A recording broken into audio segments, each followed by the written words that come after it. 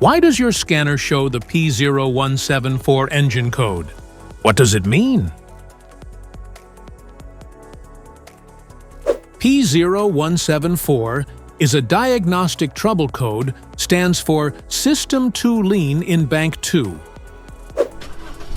This engine code signifies that the vehicle's engine control module has detected a System 2 Lean condition on cylinder bank 2.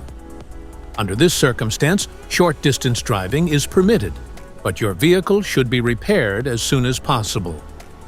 So, what causes this imbalance? Here are the most common culprits. This error could be caused by these possible faults in your car. Intake manifold leaks, dirty or faulty MAF sensor, fuel system problems, oxygen sensor malfunction, PCV valve issues, fuel pressure regulator problems, faulty fuel pressure sensor, exhaust leaks.